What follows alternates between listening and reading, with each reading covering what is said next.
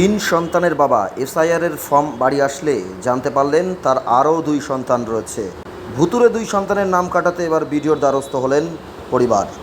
উত্তর ২৪ পরগনার বনগাঁ দক্ষিণ বিধানসভার ১৯১ নম্বর পার্টের বাসিন্দা রবীন্দ্রনাথ বিশ্বাস। তার তিন সন্তান, সব মিলিয়ে পরিবারে ৫ জন। তবে এসআইআর আসার পর জানতে পারলেন তার পরিবারে ৭ জন সদস্য, তার বেড়ে গিয়েছে আরও দুই সন্তান। কিভাবে ভুতুড়ে দুই সন্তানের সন্ধান মিলল জানালেন খোদ রবীন্দ্রনাথবাবু।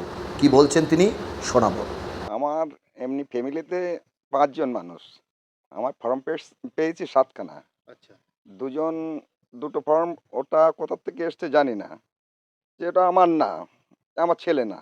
যে আমাকে মানে বাবা বলে ও ফর্ম দুটো ওখান থেকে এসছে। আচ্ছা। আচ্ছা, আমি ও ৫টা রেখে ও দুটো আবার বিএলএর কাছে আমি ফেরত দিয়েছি। আপনার কয় ছেলে? আমার ৩ ছেলে।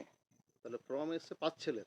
না, ৩ ছেলের আর আমাদের ২ জনের, পরিবারের ২ জনের। আর এক্সট্রা আরো ২ ছেলের এসছে। হ্যাঁ, আরও এক্সট্রা দুটো ছেলের এসছে। সে দুটো আপনি না, সে দুটোকে চিনিনি। কোথায় বাড়ি জানেন? না, ওদের বাড়িটা ঠিক সঠিক আমি জানি না। আমার এসছে জানেন না? না, আমরা অপরিচিত লোক। আমার অপরিচিত লোক। অভিযোগ জানিয়েছেন? হ্যাঁ, ওটা অভিযোগ জানিয়ে আমি ওই ফর্মটা আবার বিডিও থেকে এই যে বিএলআর কাছে সেখানে আবার ফেরত দিয়ে দিচ্ছি। কি অভিযোগ করেছেন আপনি ভিডিওর কাছে? যে এই ফর্ম দুটো আমার না, এটা আমার নামে এসছে যে বাবা হিসাবে, সেই জন্য আমি ওটা আবার ফেরত দিয়ে দিচ্ছি।